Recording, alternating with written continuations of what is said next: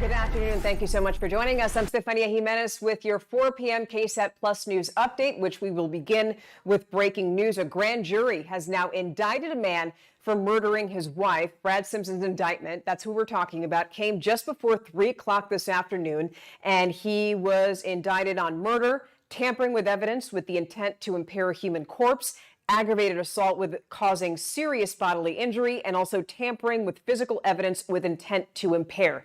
If you remember, Simpson was charged with the murder of his wife, Suzanne Simpson, back on November 7th. Her body, though, has not yet been found. She was last seen on October 6th and reported missing on October 7th.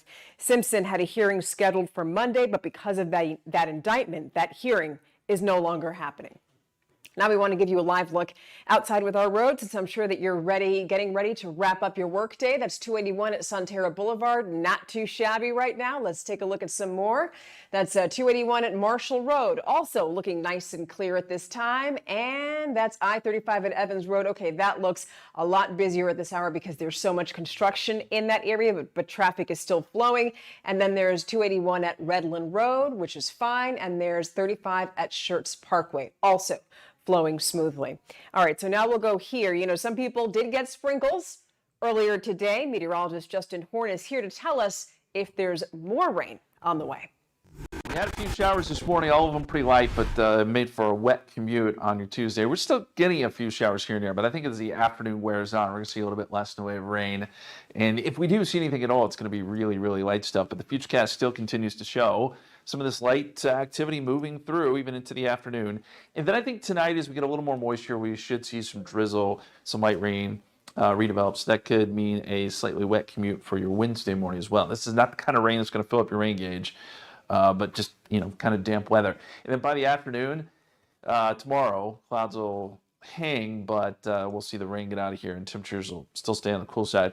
Definitely cool today because we have the clouds and the chance for sprinkles around. Temperatures close to 60 for a high this afternoon. That's it. So it's still going to be kind of cool. And as we look down the line, we've got an upper level low that's going to be headed our way later this week. And I think that's going to kick up some showers and give us a little bit more coverage of rain as we get into Friday and Saturday. So those are 2 days you're going to want to watch where we could actually get some decent rainfall around here. And it could even linger into Sunday. So I know a lot of people that are running the marathon are wanting to know the forecast. We still got to get it ironed out a little bit, but do know that you may be dodging a few showers. So let's put it all together for you here. 65 Wednesday, 66 Thursday, and then Friday and Saturday is when we have our highest rain chances, 40%, and still a small chance on Sunday for the Rock and Roll Marathon. Okay, let's keep things moving forward because finally you're going to be able to drive over a new flyover ramp at the Loop 1604 and I-10 interchange on South in San Antonio's far northwest side. That ramp, if you remember, connects Loop 1604 east to I-10 west, heading towards Bernie. It marks a significant step in the ongoing Loop 1604 expansion project. TxDOT held a ribbon-cutting ceremony today to celebrate, and they're hoping that what this ramp will do is ease congestion, something we all hope for. By the way, TxDOT is planning to add more ramps next year. Speaking of travel, people flying into or out of San Antonio have one more direct option. Mexico's ultra-low-cost airline Viva celebrated its inaugural flight from San Antonio to Guadalajara. The new service offers flights to Guadalajara 4 times a week, and this marks the airline's 6th nonstop destination from San Antonio. Now, still to come, an employee engagement survey reveals morale issues within the Windcrest Police Department. So KSAT investigates the criticism that's aimed at the police chief of that department. It's up next. Employee engagement survey and goes within the Windcrest Police Department. As Dylan Collier reports, much of that criticism is aimed at the department's police chief.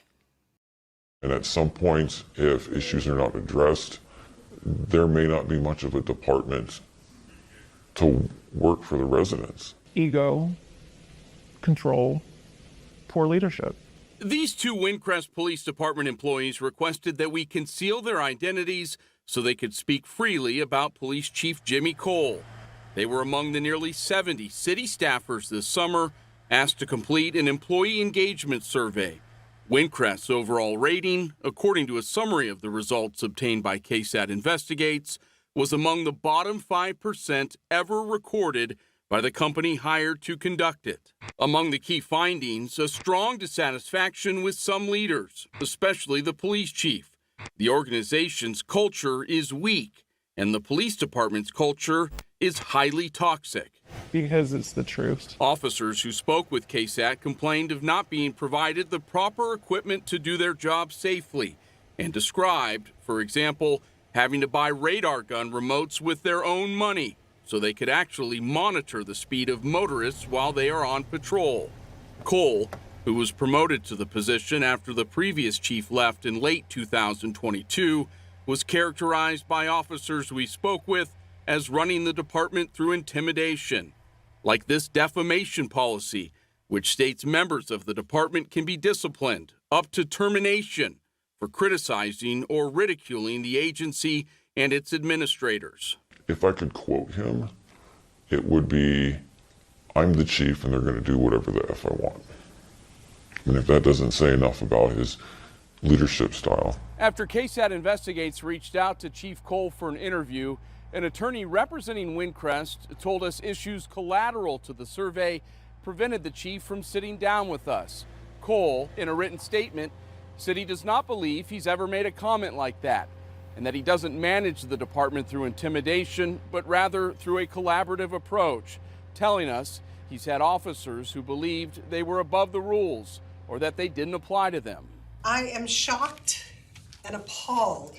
But there's more. An attorney representing this resident sent Windcrest leadership a cease and desist letter last month, stating Cole has filed city ethics complaints against private citizens, even though complaints of this nature are reserved for elected officials, appointed officials, or city employees. The cease and desist letter states, quote, attempting to intimidate, harass, or punish private citizens for expressing their opinions on matters of public concern, including who should be entrusted with positions of power within the city government, is both outrageous and unlawful. So there's so much more to talk about with this. Tonight on the Night Beat, Windcrest police employees question whether the survey results are going to lead to changes of any kind. So again, that's going to be tonight at 10 o'clock. Now, before we let you go, let's give you another final look at your roads so that you know which ones to avoid. Looks like I-10 and Bicentennial Drive looks just fine right now. 410 at Ingram North also looks good.